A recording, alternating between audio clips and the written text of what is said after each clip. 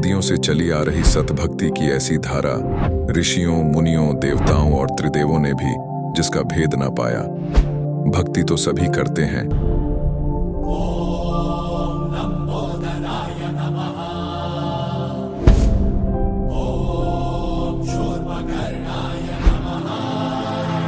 और हरदम यह सोच रहती है कि रहने के लिए आलीशान घर हो, घूमने के लिए बड़े बड़े पार्क हो, खाने पीने के लिए स्वादिष्ट भोजन हो, हम कभी बीमार ना हो, कभी दुखी ना हो और कभी भी ना मरे।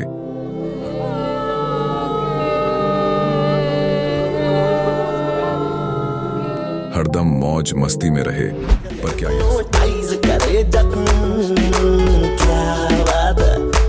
पर क्या यह संभव है? हम सब इतनी भक्ति करते हैं, व्रत करते हैं, श्राद्ध निकालते हैं, कावड़ लेकर आते हैं,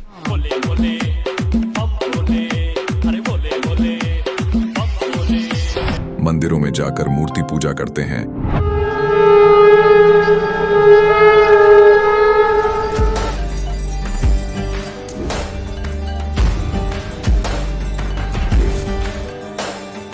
भानुकोटिभास्वरं भवाब्धितारकं परं नीलकण्ठमीप्सितार्थदायकं त्रिलोचनं कालकालमम्बुजाशमक्षशूलमक्षरम्। चर्च में जाकर प्रेयर करते हैं,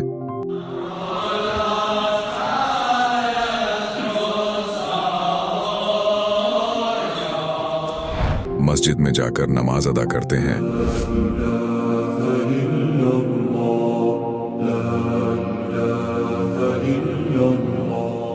अल्लाहु अकबर कबीरा, और गुरुद्वारों में जाकर माथा टेकते हैं,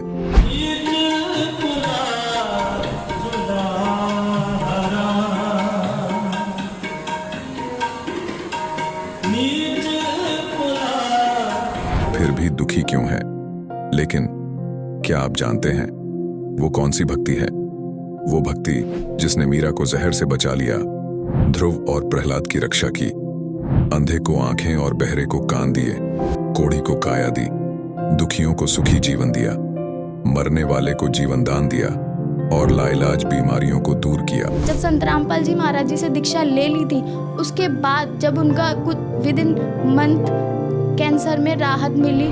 जैसे हम लोग परमात्मा का आदेश आया, हम लोग हॉस्पिटल गए और ऑपरेशन कराया। भगत जी 1 रुपया का भी दवाई माता जी को खाना नहीं पड़ा, और जो डॉक्टर कैंसर है बताते थे, वही डॉक्टर के मुख से हमने ये सुना भगत जी कि ये चमत्कार कैसे हो गया। तो हॉस्पिटल में दिखाया तो कैंसर घोषित कर दिया डॉक्टर ने यहाँ। तो फिर इसके इलाज के लिए घूमे, इलाज भी नहीं हुआ, तो फिर घर पे थक के बैठ गए। कैंसर के लिए जिंदल हॉस्पिटल में रहा, उसके बाद सपड़ा हॉस्पिटल में रहा, उसके बाद जयपुर को दिखाया, उसमें कोई इलाज नहीं हुआ। संत रामपाल जी महाराज जी ने चरणामृत प्रसाद दिया और आशीर्वाद दिया और भक्ति ज्ञान दिया, और उसके बाद मैं तंदुरुस्त हूँ। हर दिन में अपना सब कुछ खाता हूँ, मुझे कोई समस्या नहीं। मेरे को बीमारी ये थी सर कि ब्लड ट्यूब में मेरे को एक प्रकार का पस आ गया था और इन्फेक्शन हो गया था।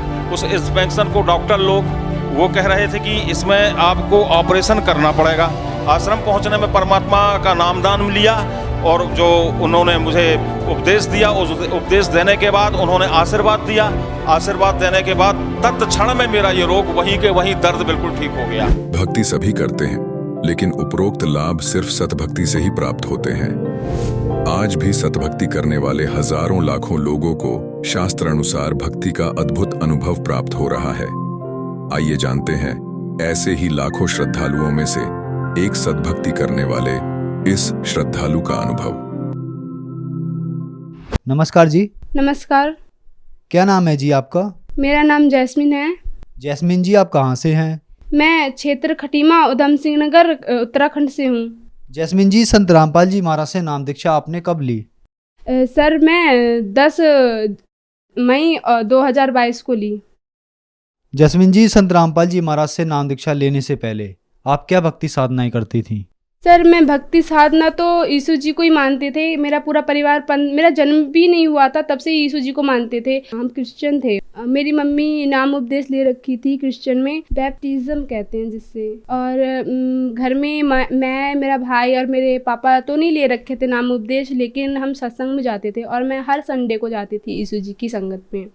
और वहाँ पे जो यीशु जी के बारे में बताते थे तो कुछ अटपटा सा भी लगता था, लेकिन अच्छी लगती थी। उनके जो भजन आते थे, जो वो अच्छे काम किए थे वो अच्छे लगते थे। लेकिन जिस तरह से वहाँ के पास्टर लोग बताते थे, तो मछुआरे थे, उन्होंने जार फेंका तो मछली एक भी नहीं आ रही थी। जब यीशु जी ने फेंका जार तो मछली बहुत सारी आ गई। तो इस बात से क्वेश्चन उठता था, जब यीशु जी ने, अगर मानते हैं कि हाँ यीशु भगवान है, ये जीव उन्होंने बनाया, तो जीव हत्या तो नहीं करेंगे वो। तो इस वजह से मेरा क्वेश्चन भी उठता था, लेकिन कोई क्वेश्चन का जवाब नहीं मिलता था मेरे को। तो जब मैं संत रामपाल जी महाराज जी की शरण में आई, फिर उन्होंने, मैं पहले तो आ नहीं रही थी उनके शरण में, तो उन्होंने जब बाइबल खोल के दिखाई कि देखो बेटा इसमें ये लिखा है बाइबल में, किसी ने हमें कुछ बताया ही नहीं सच्चाई, तो उसमें मैंने देखा कि हाँ परमात्मा, संत रामपाल जी महाराज जी ने बताया कि परमात्मा जी ने 6 दिन में सृष्टि रची, 7वें दिन में तख्त में जब राजे। उत्पत्ति नंबर 1 और 3 में लिखा है। जैस्मिन जी, आपने जो बताया, आप जो क्रिश्चियन धर्म से हैं, उनकी साधना करते हैं, तो फिर आप संत रामपाल जी महाराज की शरण में क्यों आई, क्या कारण रहा?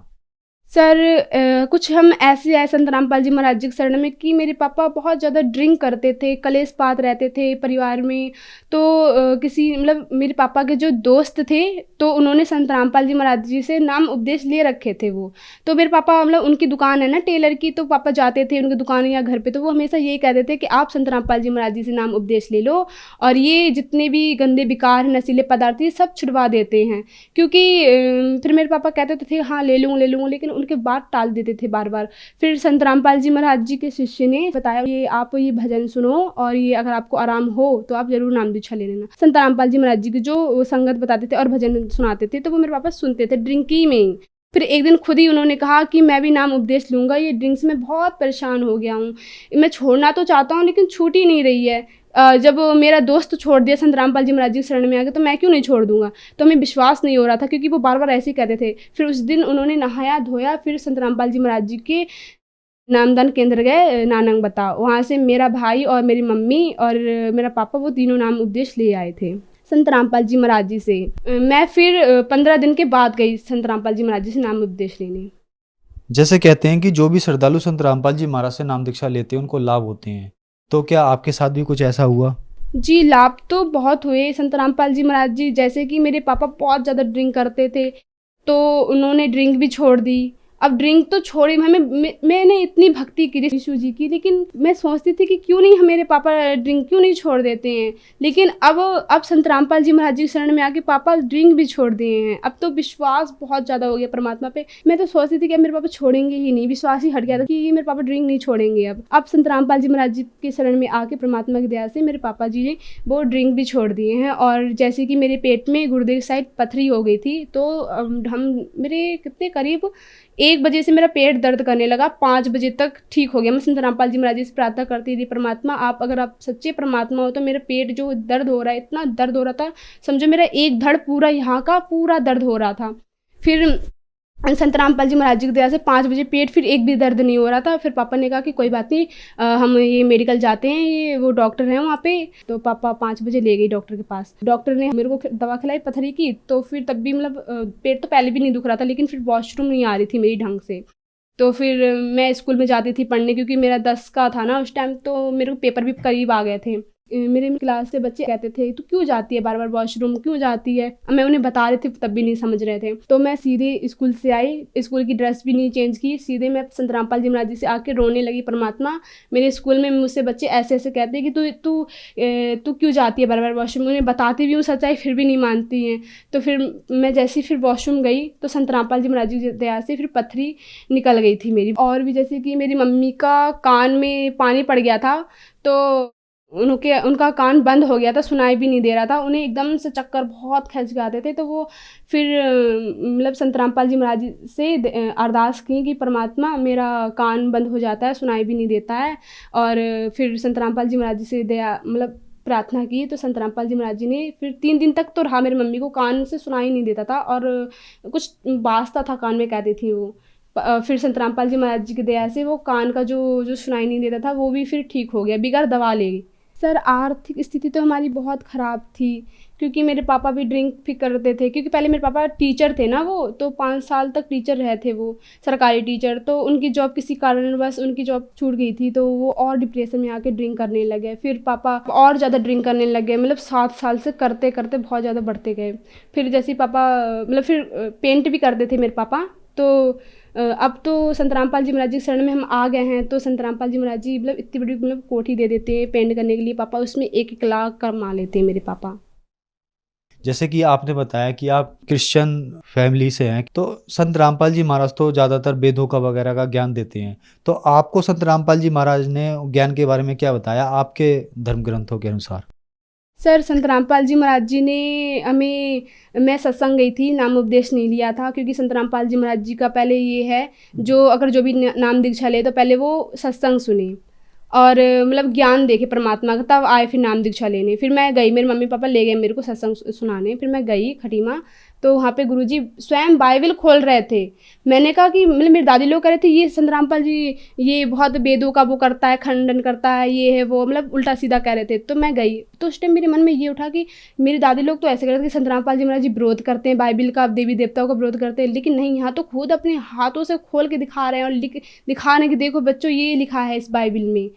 फिर और जो गुरु ग्रंथ साहिब है ये भी खोल के दिखा रहे थे, और जो कुरान शरीफ है ये भी खोल के दिखा रहे थे। मतलब जितने भी हमारे ग्रंथ हैं वो तो खोल के दिखा रहे थे संत रामपाल जी महाराज जी। तब मेरे को और ज़्यादा विश्वास हुआ, मैंने पापा से कहा मैं भी नाम दीक्षा लूँगी संत रामपाल जी महाराज जी से। जैसे कि मतलब पास्टर लोग बताते हैं गॉड इज़ फॉर्मलेस, लेकिन परमात्मा साकार है, वो निराकार नहीं है। बाइबल में खुद लिखा है, लेकिन वो नहीं बताते थे हमें सच्चाई।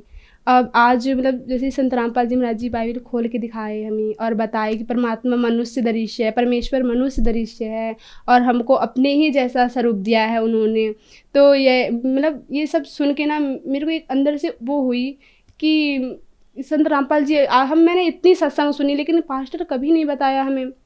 लेकिन आज संत रामपाल जी महाराज जी हमें ये बाइबल खोल के दिखा दी कि देखो बच्चों इसमें परमात्मा साकार है, निराकार नहीं है। बाइबल में उत्पत्ति में लिखा है परमेश्वर ने कि जो मनुष्य के लिए खाने के लिए बनाए हैं वो जैसे बीज वाले पौधे और फल फ्रूट बनाए हैं मनुष्य के लिए खाने के लिए, लेकिन ये जो हम लोग खाते हैं ये नॉन वेज वगैरह ये नहीं दिया है खाने के लिए, उन्होंने नहीं कहा है। पर फिर भी जो ईसाई धर्म के हैं वो फिर भी बाइबल को मानते तो हैं, लेकिन उनका मतलब जो उसमें लिखा है वो नहीं मानते हैं। उसको तो बिल्कुल जैसे हम साधारण खाना खाते हैं वैसे ही खाते हैं ये ईसाई धर्म के लोग, मांस मछली को साधारण खाना मानते हैं। संत रामपाल जी महाराज से नाम दीक्षा लेने के बाद आपको बहुत सारे लाभ प्राप्त हुए, तो जो दर्शक आज आपको टीवी पर देख रहे हैं, खास करके जो बाइबल जो क्रिश्चियन लोग हैं, उनके बारे में क्या कहना चाहेंगे? क्योंकि बहुत सारी बातें आपने इस तरीके से उनके बारे में बताई हैं। सर मैं उनसे यही कहना चाहूँगी कि बाइबल खोलें और देखें कि उसमें क्या लिखा है। परमेश्वर जब आए थे तो क्या लिख के गए वो उसको देखें, ये ना कि हम पास्टर की बात में आके ये जो बताते वही करें। नहीं, अपनी बाइबल, क्योंकि आजकल तो समाज सभी पढ़ा लिखा है तो वो खुद भी देख सकता है कि हमारी बाइबल में क्या लिखा है और परमेश्वर ने क्या लिख के गए हैं वो। और संत रामपाल जी महाराज जी स्वयं बता रहे हैं बाइबल खोल के, क्योंकि कितने जो यीशु जी से जुड़ रखे हैं तो वो कितने लोग कहते हैं कि ये हमारे संत रामपाल जी ये हमारे बाइबल का वो करता है, खंडन करते हैं, हमारे यीशु जी में विरोध करते हैं। नहीं, वो सच्चाई दिखा रहे हैं कि बच्चों देखो इसमें बाइबल में ये लिखा है, सच्चाई लिखी है इसमें। और जो भी अगर मुझे देख रहा हो तो वो उससे यही प्रार्थना है कि आप अपनी बाइबल खोलें और संत रामपाल जी महाराज जी का भी ज्ञान देखें कि वो क्या बताना चाह रहे हैं और हमारी बाइबल में क्या लिखा है। संत रामपाल जी महाराज से नाम दीक्षा कैसे ले सकते हैं? सर संत रामपाल जी महाराज जी से चैनल में सत्संग आती है, उसमें पट्टी में नंबर आते हैं, उसमें कॉल करके आप उनसे संपर्क में नाम उपदेश ले सकते हैं। धन्यवाद जी। जय सत साहिब जी। अब जगत गुरु तत्वदर्शी संत रामपाल जी महाराज जी के सत्संग के माध्यम से उस अद्वितीय आध्यात्मिक ज्ञान के बारे में जानते हैं जिसके माध्यम से आप भी प्राप्त कर सकते हैं ऐसे आध्यात्मिक, मानसिक और भौतिक सुख जो अभी तक आपने सिर्फ मीराबाई, ध्रुव, प्रहलाद जैसे कुछ ही भक्तों की जीवन कथा में सुने होंगे। अब सुनिए तत्वदर्शी संत के संग शास्त्र अनुकूल भक्ति सत्संग, ऐसा अद्वितीय आध्यात्मिक ज्ञान जिसका है सर्वधर्मों के पवित्र शास्त्रों में प्रमाण। ये 21 ब्रह्मांड का पुरुष है, 21 ब्रह्मांड का स्वामी है, 21 ब्रह्मांड का मालिक है। केवल 21 ब्रह्मांड का।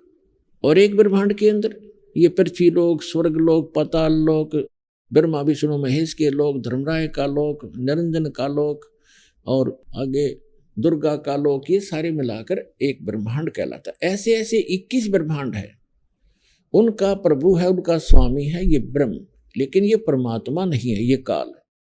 और 7 संग ब्रह्मांड का स्वामी है जो परब्रह्म, जिसको अक्षर पुरुष कहते हैं, तो वो भी स्वामी है 7 संग ब्रह्मांड का, लेकिन वो परमात्मा नहीं है। परमात्मा वो होता है जो श्रेष्ठ आत्मा हो। श्रेष्ठ आत्मा वो होता है जो किसी को दुख ना दे, सुख के अतिरिक्त उसके कोई विधान ना हो। तो वो परमात्मा सत्य पुरुष है जो असंग ब्रह्मांड का स्वामी भी है और परमात्मा भी है। वो सत्य पुरुष है। जैसे श्रीमद् भगवद गीता अध्याय नंबर 15 के श्लोक 16 और 17 में 3 पुरुष हैं, एक सरपुरुष, एक अक्षर पुरुष। सरपुरुष को हम काल कहते हैं, ब्रह्म भी कहते हैं, सरब्रह्म भी कहते हैं, और अक्षर पुरुष को अक्षर ब्रह्म भी कहते हैं और परब्रह्म भी कहते हैं संत भाषा में। और तीसरा जो परमात्मा, उसे परम अक्षर ब्रह्म भी कहते हैं, उसे परम अक्षर पुरुष भी कहते हैं और उसको परमेश्वर भी कहते हैं, सत्य पुरुष। सत्य माने अविनाशी, पुरुष माने प्रभु, परमात्मा। तो ये जो तीसरे नंबर का परमात्मा है, इसके विषय में गीता अध्याय नंबर 8 के श्लोक नंबर 1 में अर्जुन ने पूछा कि भगवान आपने गीता अध्याय नंबर 7 के श्लोक नंबर 29 में कहा है कि तत्ब्रह्म को जानकर और सारे अध्यात्म से परिचित और सभी कर्मों से परिचित केवल साधक जरा और मरण से छूटने का ही प्रयत्न करता है, संसार की किसी वस्तु को वो नहीं चाहता। तो वो ऐसा वो तत्ब्रह्म है। तो 8वें अध्याय के प्रथम मंत्र में गीता जी में पूछा है किम तत्ब्रह्म, वो तत्ब्रह्म क्या है, वो कौन है वो तत्ब्रह्म। तो गीता अध्याय नंबर 8 के श्लोक नंबर 3 में गीता ज्ञानदाता कहता है वो परम अक्षर ब्रह्म है, वो सर्वशक्तिमान परमात्मा, परम अक्षर ब्रह्म, सबसे श्रेष्ठ। परम माने श्रेष्ठ, अक्षर माने अविनाशी और ब्रह्म माने परमात्मा। अब जैसे अक्षर पुरुष कहा है परब्रह्म को भी अक्षर माने अविनाशी, लेकिन यहाँ परम अक्षर पुरुष कहा है कि वो वास्तव में अविनाशी परमात्मा वो है श्रेष्ठ, सबसे श्रेष्ठ। अब जैसे एक स्टील भी धातु है, काफी लंबे समय तक रह जाती है। जैसे एक मिट्टी से बना हो, एक स्टील से बना हो, तो उस मिट्टी वाले की तुलना में वो स्टील वाला स्थायी ज्यादा है, लेकिन उसका नाश होगा एक दिन, उसको जंग लगेगा। और वास्तव में सोना जो है उसको जंग नहीं लगता, तीसरा मटेरियल वो समझो। तो ऐसे वो परमात्मा परम अक्षर ब्रह्म है। तो गीता अध्याय नंबर 15 के श्लोक नंबर 16 और 17 का ये निष्कर्ष है कि इस पृथ्वी वाले लोक में, नाशवान लोकों में 2 प्रभु प्रसिद्ध है, एक सरपुरुष एक अक्षर पुरुष। और इनके अंतर्गत जितने प्राणी हैं वो भी नाशवान है। जीवात्मा तो किसी की भी नहीं मरती, हो तो पशु पक्षियों की भी नहीं मरती, वो तो अलग विषय है। फिर 15वें अध्याय के 17वें श्लोक में कहा कि उत्तम पुरुष है तू अन्य। उत्तम पुरुष माने श्रेष्ठ भगवान, पुरुषोत्तम। वो तो इन दोनों से अन्य है, सरपुरुष और अक्षर पुरुष से। और परमात्मा इति उदारते, जिसको परमात्मा कहा जाता है, परमात्मा श्रेष्ठ आत्मा जो कभी दुख ना दे किसी को। और यह लोक तरमावेश विवर्ती अवैश्वर है, जो तीनों लोकों में प्रवेश करके सबका धारण पोषण करता, वो है अविनाशी परमात्मा। तो ये परमात्मा परमेश्वर, ये जो तीसरे नंबर का भगवान है, ये है हमारा सबका जनक है, ये है वास्तव में परमात्मा। बाकी स्वामी है, प्रभु है। तो यहाँ थोड़ा सा आपको धीरे धीरे सारा ज्ञान कराएंगे। तो क्या बताया है कि चारों युग में ये परमात्मा आते हैं और ये लीला करते हैं। जैसे ऋग्वेद मंडल नंबर 9 और सूक्त नंबर 1 मंत्र 8 में कहा है कि वो परमात्मा सब पापों का नाश करने वाला परमात्मा हमारा 3 प्रकार की सतिथि से हम सबका धारण पोषण करता है। वो 3 सतिथि कैसी है? एक सतिथि में परमात्मा सतलोक में रहता है, तेजो में शरीर है उस परमेश्वर का, मनुष्य दृश्य है वो। सिंहासन पर विराजमान है, एक बहुत बड़ा गुम्बद है, स्तूप है, बहुत बड़ा, और वो बहुत सुंदर सफेद कलर का है, तेजोमय है, उसके अंदर से भी नूर निकल रहा है। उसके बीच में सिंहासन पर परमात्मा विराजमान है, एक राजा के समान बैठे हैं, उनके सिर पे मुकुट है और ऊपर छत्र है, और उनके ऊपर चंवर अपने आप भी होता है जब इच्छा होती है, और बाकी वो रखा भी रहता है। वो है परमात्मा की प्रथम सतिथि। फिर वो भगवान, वो ही परमात्मा अपना अन्य रूप धारण करके, अपने शरीर को सरल करके, क्योंकि वहां जो परमात्मा बैठे हैं परमेश्वर परम अक्षर ब्रह्म, उनके एक रोम में, एक रोमकूप कहो, एक रोम कहो, रोम तो कहते हैं बाल को, रोमकूप जहां बाल उगता है, उस परमात्मा के एक रोम में, एक रोमकूप में समझो इतनी रोशनी है, करोड़ सूर्य मिला दे, करोड़ चंद्रमा, वो भी फीकी पड़े। तो वो परमात्मा का ऐसा नूरी शरीर है, मनुष्य सदृश है, सिर पर मुकुट है, और वहां जाकर हंस सभी उस परमात्मा पर चंवर करते हैं, अपने मालिक पर। जो यहाँ से निकल कर जाता है सीधा भगवान के पास जाता है, चरणों में प्रणाम करते हैं, वो परमात्मा सीने से लगाते हैं प्रत्येक को, और फिर वहाँ चंवर करते हैं आदर से। फिर उसको कहता बेटा आराम से रहो, ये तुम्हारे बने बनाए महल वहाँ खाली पड़े थे, विश्राम करो, गलती बनी तुम्हारे से, कोई ना लौट आए। अब भी कहते हैं सुबह का भूला शाम को आ जाए तो भूला नहीं कहलाता, और हम युगों से भूले पड़े यहाँ पर।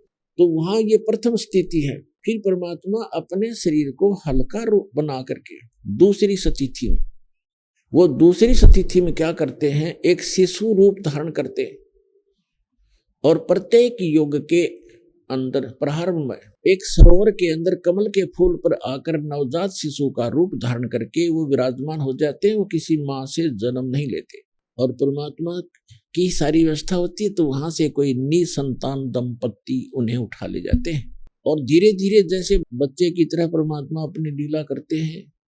छोटी सी उम्र में ही 4-5 वर्ष की आयु में ही बड़े बड़े विद्वानों के छक्के छुड़ाने लग जाते हैं, और धीरे धीरे बड़े होते हैं और एक नेक नागरिक की भूमिका करते हैं। हाथ से काम करके कम से कम संग्रह करते हैं, झोंपड़ी में रहते। जैसे पहले तो वैसे तकरीबन ये महल वगैरह बहुत कम थे, झोंपड़ी ही डाला करते थे सभी। तो वो परमात्मा एक ऐसी लीला करते हैं कि भक्त को अधिक संग्रह करने की आवश्यकता नहीं है। भक्त वही होता है जो उस लोक की परंपराओं से हटकर आध्यात्मिक परंपराओं के आधार से अपना जीवन निर्वाह करे, उसके आधार से चले, वो भक्त कहलाता है। अन्यथा जैसे भक्ति मार्ग पर चलने वाले व्यक्ति, कोई मार्ग पर चल रहा है, सफर यात्रा कर रहा है, तो वो कम से कम ही भार लेकर चल सकता है। और ये आपको खूब मालूम है, जो पहले यात्रा करते थे, पैदल जाते थे, तो एक थैला डालते थे काख में, उसमें एक चद्दर और एक धोती कुर्ता, नथिंग एल्स। तो कहने का भाव ये है, हमने जाना सतलोक में, और हम यहाँ वजन रख लिया ज्यादा, या कोठी मेरी है, ये कार मेरी है, 5 प्लाट ले लिए हैं, और इतने एकड़ जमीन बना ली, राजा बन गया, ये राज मेरा है। इस सब को सिर पे रखे हुए एक कदम भी नहीं चल पा रहा, तो फिर हमें ज्ञान होगा कि हमने इतना वजन नहीं उठाना चाहिए जो हमारे सफर को बाधा करे। इसलिए कम से कम संग्रह करो, और ये परंपराएं जो हमने बना रखी हैं, ये ही हमारा दुख का मूल है, जड़ है ये दुख की।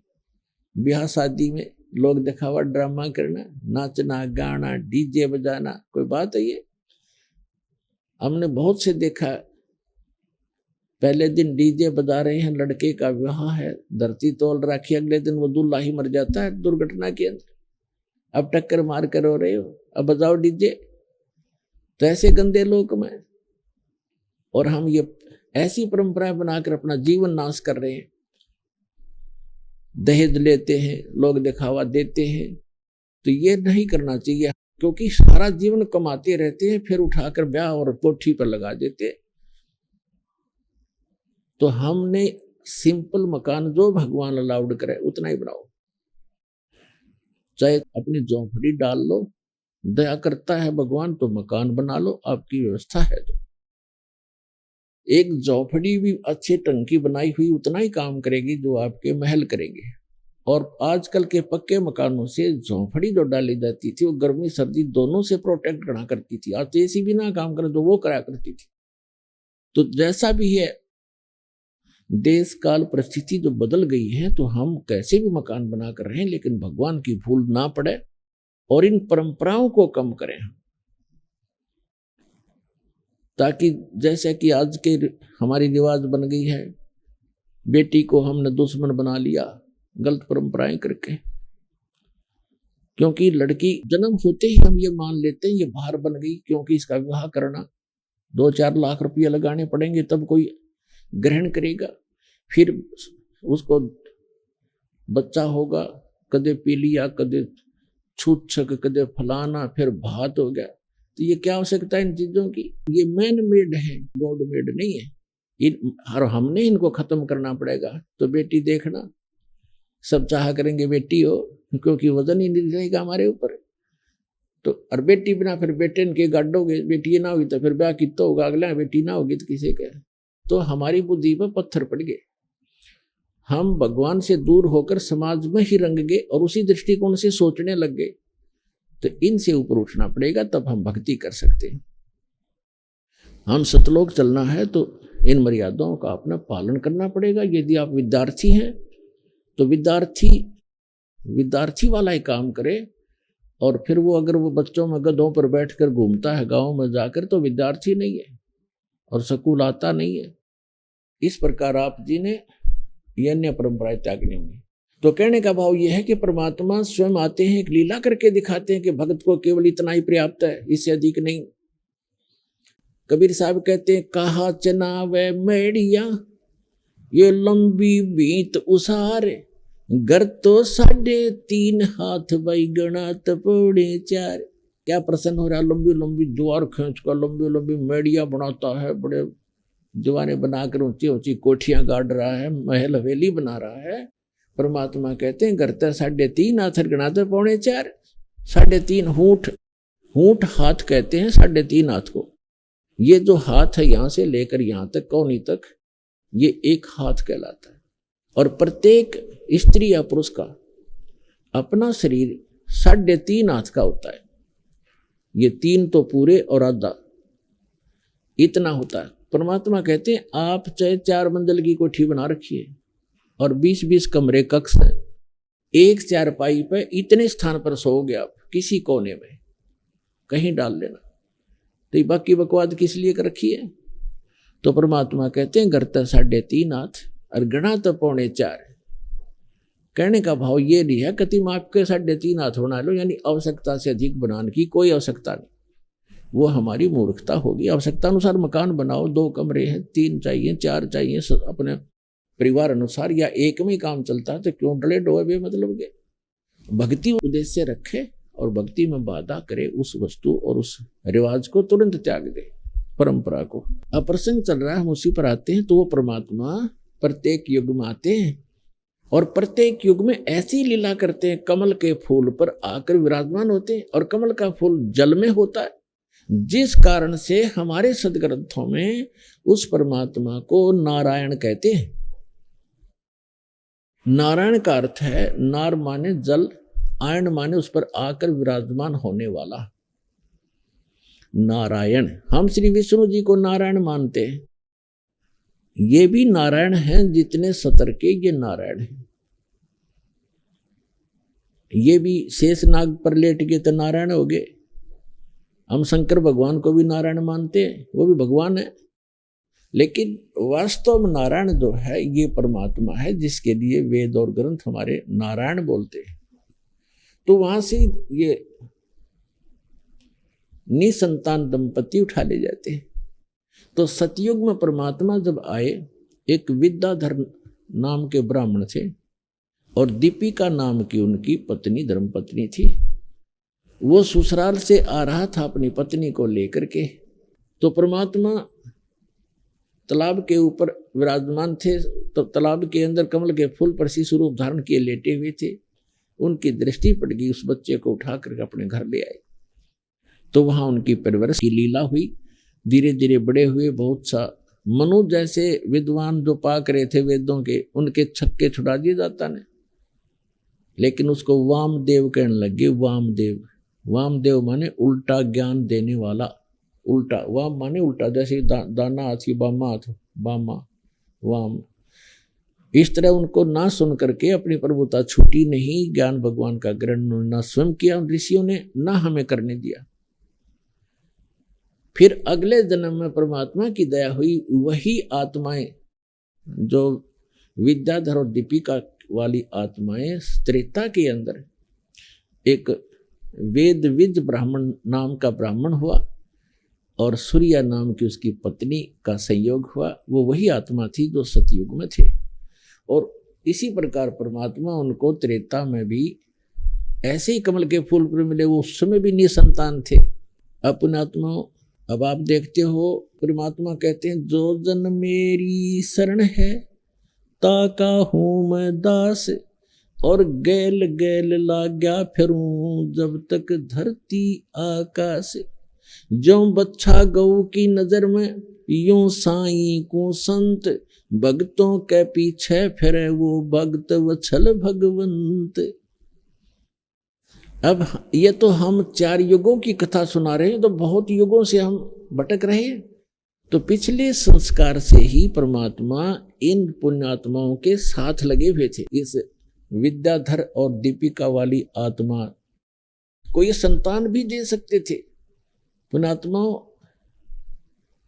अब हमारी तो एक ऐसी मेंटेलिटी बन गई जहां हम रह रहे हैं, जिस समाज में, क्योंकि ये काल प्रेरित है और इसने अपने खाने के लिए संतानों उत्पत्ति करवाना ही करवाना है। इसने यहाँ ऐसा सिस्टम फिट कर दिया, ये जीव के बस की बात नहीं संतान उत्पत्ति ना करे, इसका विवश है यहाँ। और फिर परमात्मा ने क्या किया कि उनको संतान नहीं दी। क्यों नहीं दी? संतान भी दे सकते थे। अपने आत्माओं, समाज के अंदर और एक सामान्य समाज में और एक भगत जो समाज अलग से बनता है, उसमें अंतर होता है।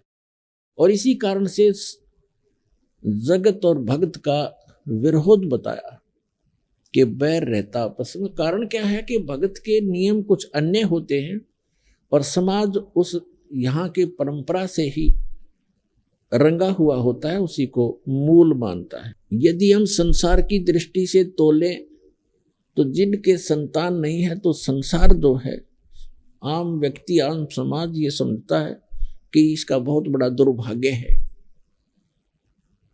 और यहाँ तक, पहले तो यहाँ तक कहा करते कि जो निसंतान है, बे औलादा है, सुबह सुबह तो उसके दर्शन भी ना होने चाहिए। वो उसको इतना हेय मान रखा था। तो पुण्यात्माओं, जिनके संतान नहीं होती थी, उनका जीना दुर्भर हो जाता था समाज के अंदर। संतान में भी विशेषकर हम पुत्र को ही मुख्य मानते रहे। और भगत समाज के अंदर परमात्मा के दृष्टिकोण से हम सोचते हैं तो वो व्यक्ति जिसका संतान नहीं है, वो 1 नंबर का भगवान आत्मा है। अब यहां समस्या है कि संसार किस दृष्टिकोण से सोचता है और भगवान का विधान क्या कहता है। अब वो पुण्यात्मा क्यों है? क्योंकि इस मनुष्य जीवन का मूल उद्देश्य हमारा मोक्ष कराना है। और यदि उस निसंतान दंपति को ये ज्ञान समझ में आ जाए और वो समाज की तरफ ना देखकर बहुत आसानी से भक्ति करके पीछा छुड़ा सकता है। अब ठीक है, संतान होना बुरा नहीं बताया भगवान ने, लेकिन जो संतान भगवान से नहीं जुड़ेंगी वो आपको सदा दुखी ही करेंगी, क्योंकि उनके जो बुरे संस्कार साथ होंगे, आगे उनके संस्कारों में परिवर्तन भगवान करेगा नहीं, क्योंकि वो जुड़े नहीं। तो उनको दुख होगा तो आप भी साथ दुखी रहोगे, माता पिता भी, और वो भक्ति बाधक बनेंगी, क्योंकि आपकी टेंशन का कारण बने रहेंगे। तो इस कारण से परमात्मा जो बताना चाहते हैं कि जिनका संतान नहीं है, ठीक है समाज उनको कुछ भी सोचे और कहे, लेकिन भगवान के विधान अनुसार वो 1 नंबर की पुण्य आत्मा है। जब भक्ति करें और भक्ति नहीं करती है तो वो तो फिर और भी ज्यादा दुर्भाग्य है उनका। समाज के भी ताने सहन करने पड़ते हैं और भगवान से भी दूर रह रही है, तो वो महादुर्भाग्य है उनका। इसलिए जिनके संतान नहीं है उनका मोक्ष बहुत ही आसानी से होगा। भक्ति कर लें, नाम शुरू कर दें और संसार से मन हटा लें, परमात्मा के विधान को आधार मान कर जीवें, तो सारा दिन भक्ति करनी।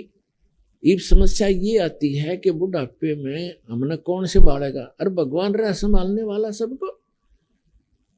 अब बेटा अमेरिका में और माता पिता यहाँ हिंदुस्तान में, और दोनों का रोग हो गया। वो पड़ोसी ठाए अंडे उसने, और बेटा वहाँ बैठा अमेरिका में, वो मर लिए, तीसरे दिन वापस आया, मरे पाछे भी तीसरे दिन आया। चाट ले उस बेटे ने, बता के सहारा दे दिया बेटे ने। अपने कर्म साथ देंगे, भगवान साथ देगा। एक त्रिलोचन नाम के भगत थे, संतान नहीं थी, भक्ति करते थे। पत्नी का देहांत हो चुका था, वृद्धावस्था में अकेला रह गया था। एक नौकर रखा हुआ था, सेवादार उसने। तो वो सेवादार कहने लगा मेरे घर पे ऐसी ऐसी घटना घट गई महाराज जी, मैंने जाना पड़ेगा। वो बोला जा बेटा, देखी जाएगी, दुखी सुखी होकर मैं अपना थोड़ा बहुत टहलूं करूंगा अपना कार्य। वो सेवादार चला गया, पीछे तो भक्त बीमार हो गया, दस्त लग गए। अब वो सीमा से निकला होगा तभी भगवान उस सेवक का रूप बना के उस भक्त के घर पे आ गया। उसने पूछा क्या बात होगी बेटा, कैसे वापस आ गए तुम? कि महाराज जी मेरा मन नहीं माना, आप न छोड़ के जाऊं, आप तो वृद्ध हो, बीमार से हो, कुछ अस्वस्थ भी चल रहे हो, कुछ दिन के बाद चला जाऊंगा जब आप स्वस्थ हो जाओ। तो उसने कहा धन्य है बेटा आपको, आपने ऐसी सोच रखी। अब उसकी टट्टी उठा कर वहां से बाहर डाल के आए भगवान उस सेवक के रूप में, और 1 महीना तक उनकी सेवा करी। स्वस्थ रहोगे और खूब नहावें धोहावें, अच्छा बैठावें और परमात्मा की कथा सुने और सुनावें। अब फिर क्या हुआ, 1 महीने के बाद वो सेवक वापस आया और आके उसने पोटली रखी जो भी लाया था रास्ते में, वहां से आया था। उसी समय भगवान वहां से निकल गए। तब उसने आकर कहा कि महाराज जी ऐसे ऐसे मेरी माँ ने ये दिया है, मेरी माँ ने ये कहा है, आपको ऐसे ऐसे कहा है, और महाराज जी मैं थोड़ा सा समय ज़्यादा लग गया, मुझे क्षमा कीजिए, मैं 15-20 दिन की कह के गया था, महीना लग गया महाराज, मुझे माफ़ करना है। अब वो महात्मा उसके मुंह तरफ देखा, भगत उसके मुख की तरफ देख रहा है। बात क्या बोल रहे हो आप क्या कह रहे हो? ये पोटली कहाँ से ले आए, ये सामान कहाँ से लाए हो, ये क्या?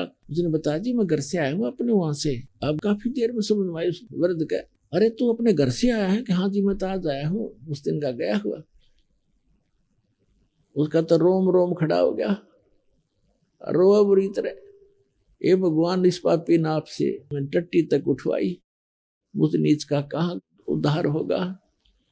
तो पुण्यात्माओं परमात्मा कहते हैं तुम अब जो तुम्हारा सच्चा साथी है, तुम्हें माता च पिता, तुम्हें बंधु च सखा, तुम्हें विद्या च द्रविण, तुम्हें सर्व मम देव देव, उसको भूल के हम इन अन्य पर आश्रय रख लेते हैं, इसलिए हम भगवान से दूर होते चले जाते हैं।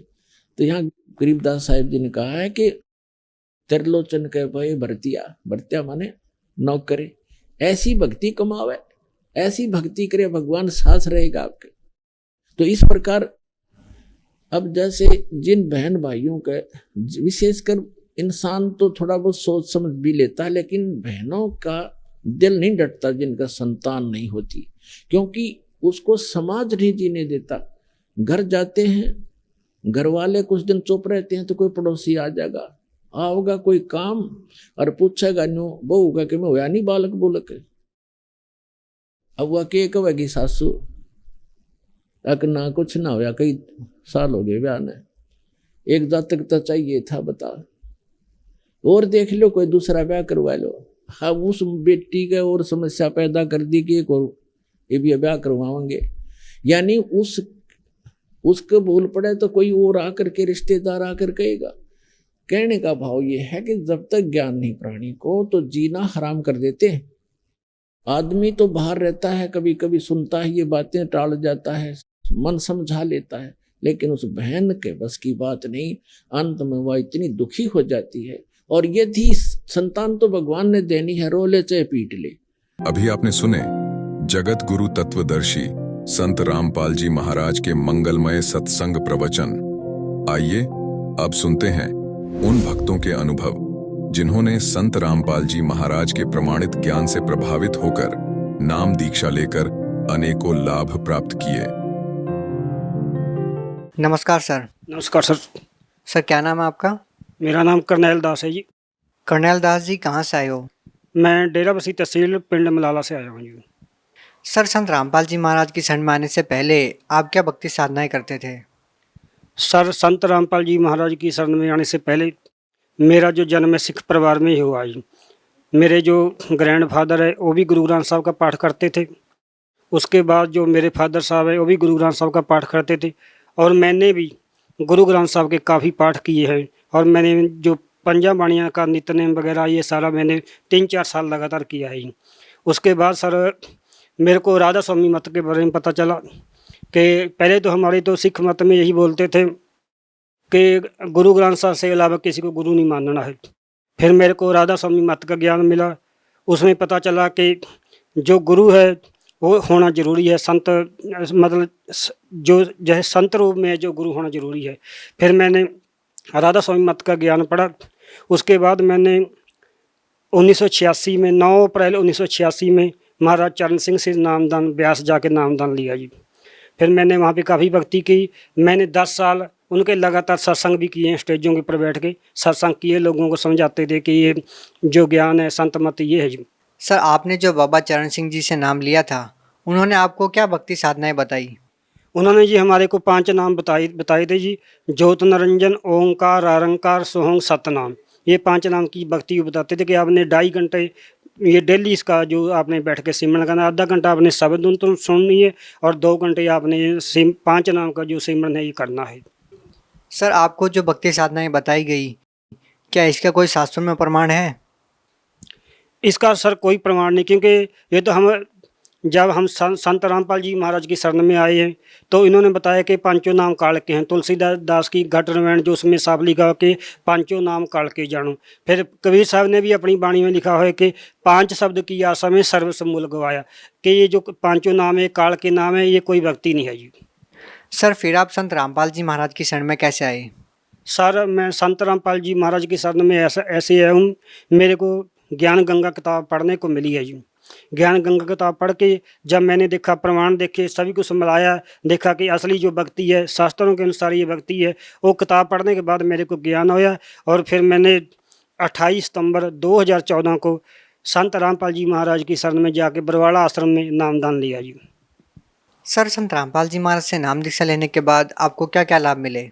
हाँ जी, संत रामपाल जी महाराज की शरण में आने से बाद सबसे पहले को हमारे को ये दृढ़ निश्चय हो गया कि जो जन्म मरण का चक्कर है, ये जो 84 जो लाख जुनों के भुगतने के बाद इंसान का जन्म मिलता है, इस जन्म मरण के चक्कर से छुटकारा पाने के लिए ये जो शास्त्रों के अनुसार भक्ति है, इसी से हम यहाँ से छुटकारा पा सकते हैं।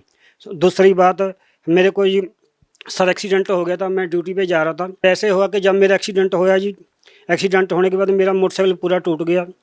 उसके बाद जैसे ही मेरा एक्सीडेंट होया तो मैं 6-7 फुट ऊपर उठा दिया, ऐसे मतलब 6-7 फुट ऊपर गया हूँ। ऊपर होने के बाद मेरे को ऐसे लगा परमात्मा ने मेरे को ऐसे गोद में उठा के ऐसे सड़क के किनारे लगा दिया, ना मेरा कोई सिर लगा रोड के ऊपर। वहाँ के कम से कम भी 20-50 बंदे इकट्ठे हो गए थे कि बोलते कि बंदे को ये मर जाएगा, बचेगा नहीं है। उसके बाद मेरे को गुरु महाराज जी ने ऐसे उठाया और साथ में ये थोड़ा सा फ्रैक्चर मेरा हड्डी लगा दी है, यहाँ फ्रैक्चर हो गया।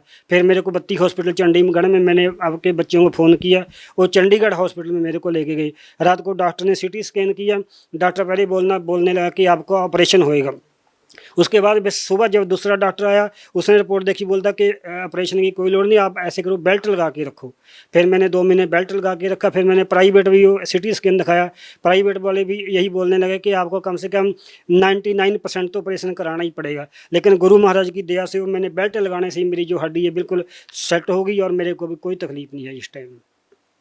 उसके बाद सर मेरे को जो आर्थिक लाभ हुए, आर्थिक लाभ ये है कि जैसे ही मेरा एक्सीडेंट हुआ तो मैं ड्यूटी करता था, मेरी प्राइवेट जॉब है, सिक्योरिटी गनमैन की सिक्योरिटी में ड्यूटी करता था। मैं सर 2 महीने घर में ही रहा हूँ। 1 महीना मेरे को वहाँ पे लगा हुआ था, सिर्फ मेरा ESI का कार्ड बना था। उसमें ESI में ये है कि जब तक आपके 240 दिन पूरे नहीं होते तो आपको ESI का कोई बेनिफिट नहीं मिलेगा। उसके बाद भी मेरे को ESI का जो मैनेजर आया वहाँ जहाँ एक्सीडेंट होया, वो देखा कि आपका एक्सीडेंट कहाँ हुआ है, एक्सीडेंट रिपोर्ट बना के दी। हर एक्सीडेंट रिपोर्ट बनाने के बाद 3 महीने के बाद मेरे को 27,000 रुपये का चेक है जो ESI वाले ने काट के दिया। इसकी मेरे को कापी घर में पड़ी है, मैं आपको कापी की एंट्री भी दिखा सकता हूँ कि मेरे को 27,000 रुपये का चेक गवर्नमेंट की ESI की तरफ से मिला, जबकि 8 महीने से पहले ये बेनिफिट नहीं मिलता है जी। सबसे पहले ये मेरे को लाभ हुआ जी। उसके बाद दूसरा लाभ मेरे को ये हुआ कि मेरा बच्चा भी, मेरा लड़का है, उसने सिक्योरिटी में 6 महीने काम किया था जी। 6 महीने काम करने के बाद हमारा प्रोविडेंट फंड कटता है, 6 महीने में उसका 3,000 रुपये फंड कटा, 500 रुपया महीना कटता था फंड। उसके साथ ही दूसरा एक लड़का और लग रहा था, उसका भी 500 रुपये फंड कटता था। मेरे लड़के ने 6 महीने लगाए, दूसरा जो लड़का था उसने 1.5 साल उसे सिक्योरिटी में लगाया। जब हमने PF का फार्म भरा तो PF में जो मेरे लड़के का PF प्रोविडेंट फंड था वो 29,000 रुपये आया, जबकि 3,000 का डबल 6,000 आना चाहिए था। वो 29,000 रुपये आया और जो लड़का 1.5 साल काम करा था उसका लड़के का 25,000 रुपये आया। ये भी मेरे पास प्रूफ है और एंट्री है कापी में सब। उसके बाद ये सारी आध्यात्मिक लाभ हुए हैं मेरे को, आर्थिक लाभ जो हुए हैं। सर आप महाराज चरण सिंह जी के आश्रम में गए, वहाँ पे आपने 10-15 साल तक उनकी भक्ति की। फिर आप सतलोक आश्रम बरवाला में संत रामपाल जी महाराज जी के सानिध्य में आए। सर जहाँ से आप पहले जुड़े थे बाबा चरण सिंह जी महाराज से, और सतलोक आश्रम बरवाला की व्यवस्था में आपको क्या भिन्नता नज़र आती है? हाँ, इसमें सर ये भिन्नता है, जब हम राधा स्वामी डेरा ब्यास में जाते थे, सबसे पहले तो वहाँ पे कि ये है कि जो लंगर है वो जो गरीब लोग हैं उनके लिए अलग अलग लंगर है। वहाँ पे जो पैसे बड़े लोग हैं उनके लिए अलग कंटीनें बनी हुई है कि जिसके पास पैसा वो बढ़िया भोजन कर सकता है।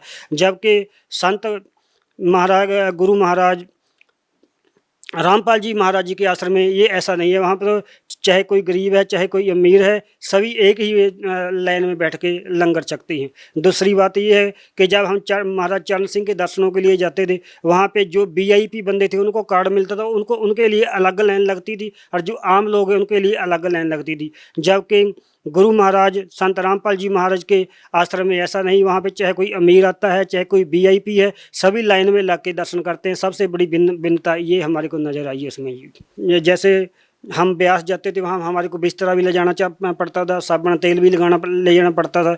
जैसे ही हम गुरु महाराज के सतलोक आश्रम बरवाला में जाते थे, वहाँ हमारे को बिस्तरा ले जाने की कोई ज़रूरत नहीं पड़ी, ना ही साबुन तेल ले जाने की ज़रूरत पड़ी। वहाँ पे हर एक चीज़ जो फ्री ऑफ कास्ट आश्रम की तरफ से भक्तों को मिलती है। सर आप पंजाब की धरती से बिलोंग करते हैं। सर पंजाब की धरती को गुरुओं की भूमि भी कहा जाता है, और गुरु नानक देव जी ने अपनी वाणियों में गुरु की बहुत महिमा गाई है। और आपने पहले राधा स्वामी पंथ के संत श्री चरण सिंह जी महाराज से नाम दीक्षा ले रखी थी, फिर आप संत रामपाल जी महाराज जी की शरण में आए। सर क्या आपको लगता नहीं कि गुरु बदल के आपने कोई पाप किया?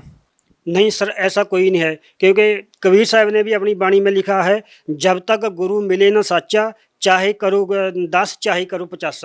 वैसे भी हम दुनियादारी के तौर पे भी अगर हम किसी डॉक्टर के पास जाते हैं तो अगर एक डॉक्टर से हमारे को आराम नहीं मिलता है तो स्वाभाविक है कि हमारे को दूसरा डॉक्टर बदलना पड़ेगा।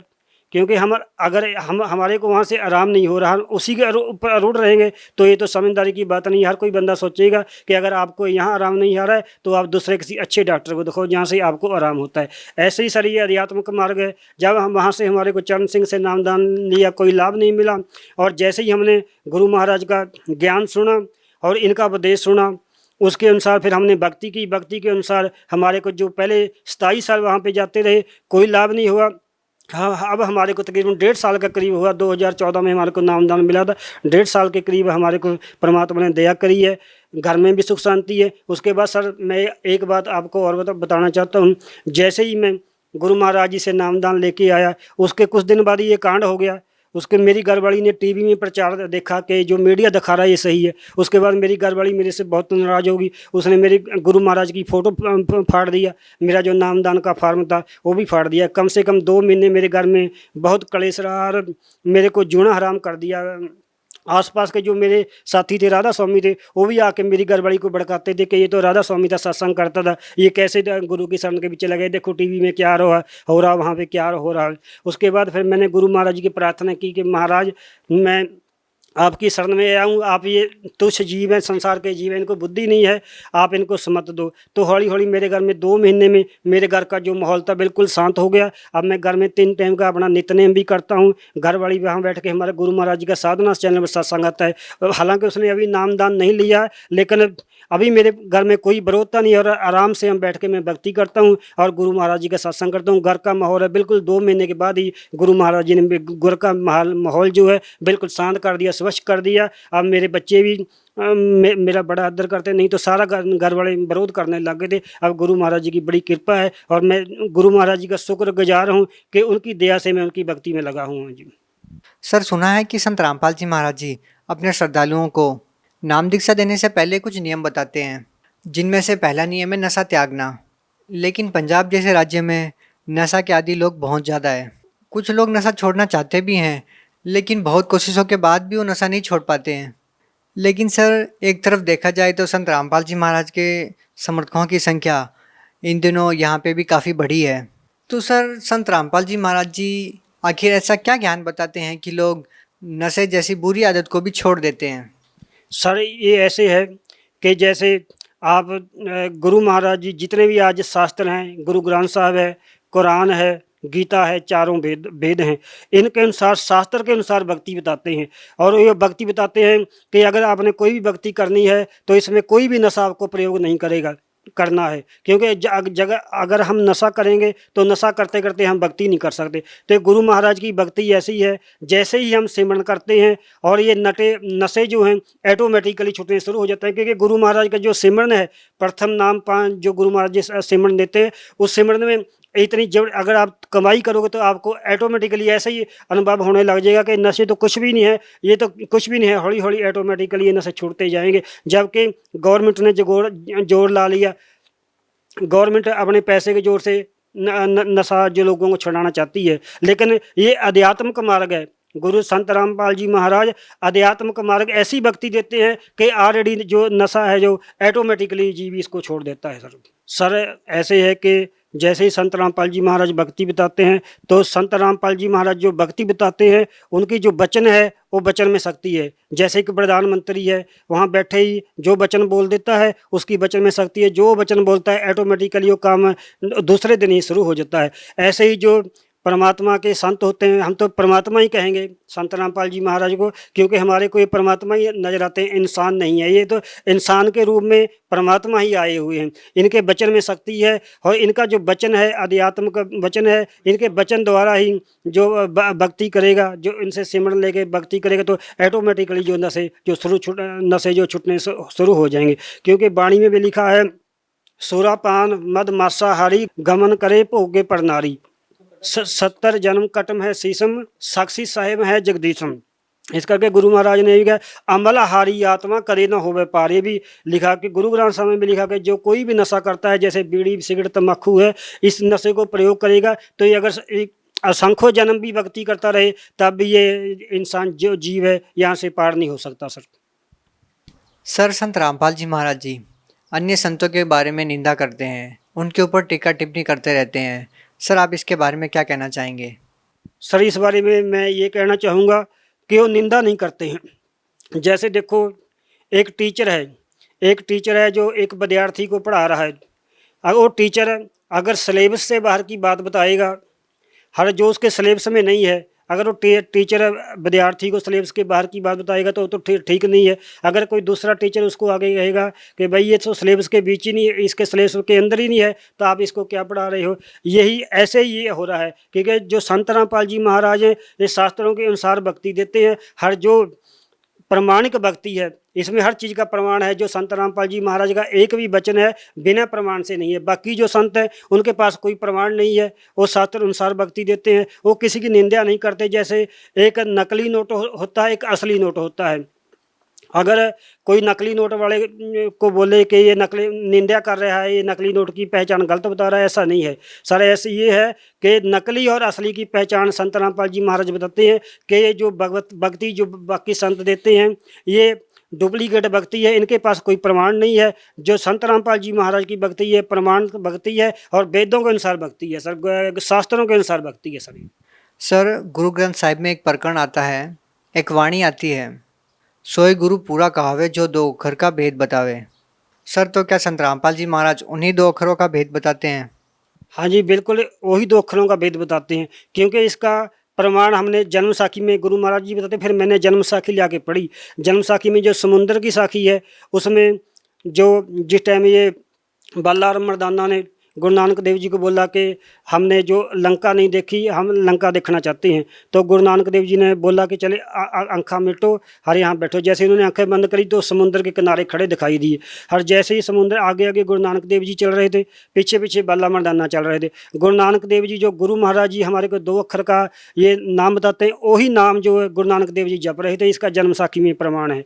उसके बाद दो बाले को बोला, मर्दाना को बोला कि तू वाहेगुरु वाहेगुरु जप। जब मर्दाना ने देखा कि गुरु नानक देव जी तो दो अक्षर का नाम जप रहे हैं, मेरे को वाहेगुरु वाहेगुरु बोलने के लिए बोल रहे, तो मर्दाना भी जो था वही जो गुरु नानक देव जी दो अक्षर का नाम जप रहे थे, मर्दाना भी वही जपने लगा। जैसे ही मर्दाना जपने लगा तो मर्दाना डूबने लगा। तो गुरु नानक देव जी ने पीछे मुड़ के देखा कि मर्दाना तो गोते खा रहा। तो गुरु नानक देव जी ने मर्दाना को बोला कि मर्दाना गुरु जो कह रहा है उसके ऊपर आपको वचन कर अमल करना चाहिए, तो वाहेगुरु वाहेगुरु ही बोल। जैसे ही मर्दाना वाहेगुरु वाहेगुरु बोलने लगा तो उसके समुद्र के ऊपर ऐसे तुरने लगा जैसे ज़मीन के ऊपर तुरते हैं। ये सर जन्म साखी के बीच प्रमाण है। उसके बाद प्राण संगली जो गुरु नानक देव जी की वाणी है, उस प्राण संगली के बीच भी ये दो अक्षर का जो नाम है इसका प्रमाण है। यही दो अक्षर जो गुरु संत रामपाल जी महाराज ने हम सबको जपने के लिए बताए हैं सर। सर आप भगत समाज को क्या संदेश देना चाहते हैं? भक्त समाज को सर मैं यही संदेश देना चाहता हूँ कि जो संत रामपाल जी महाराज है ये शास्त्रों के अनुकूल प्रमाणित भक्ति देते हैं।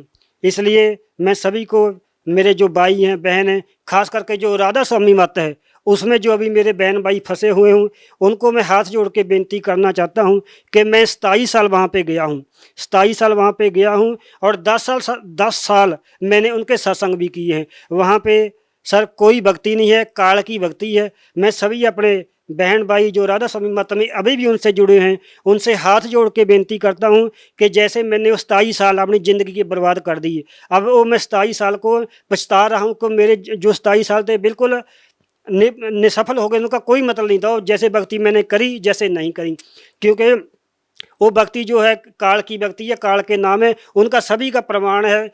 कबीर साहब की वाणी में प्रमाण है कि वो काल के नाम है। उसके बाद तुलसीदास हाथरस वाले हैं, उन्होंने भी साफ लिखा है कि पांचों नाम काल के जानू। इस करके मैं सभी को निम्रता सहित बेनती करता हूँ कि जितनी जल्दी हो सके गुरु महाराज जी संत रामपाल जी महाराज का चैनल पे सत्संग आता है, उस सत्संग को सुने और गुरु महाराज की ज्ञान गंगा किताब जो है उसको पढ़ो। वो ज्ञान गंगा किताब मंगवाने के लिए जैसे ही गुरु महाराज जी का सत्संग आता है उसके नीचे एक पीली पट्टी चलती है, उस पर फ़ोन नंबर लिखे हुए हैं, उन फ़ोन नंबरों से आप कंटेक्ट कर सकते हो। और जिसने भी भक्त ने गुरु महाराज जी का संत रामपाल जी का नामदान की दीक्षा प्राप्त करनी है, वो नामदान की दीक्षा के लिए भी उन्हीं नंबरों से आप संपर्क कर सकते हो। गुरु महाराज जी के आदेश के अनुसार पूरे ऑल इंडिया, मैं तो पूरे वर्ल्ड के बीच ही कहूँगा कि नामदान सत्र जो खोले जा चुके हैं, हर इस मौके का जल्दी से जल्दी फ़ायदा उठा लो, नहीं तो ये समय हाथ से निकल जाएगा। बहुत बहुत धन्यवाद सर। सर सही।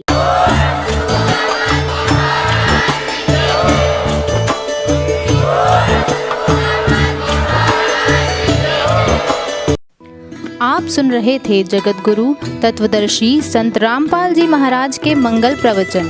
अधिक जानकारी के लिए संपर्क करें।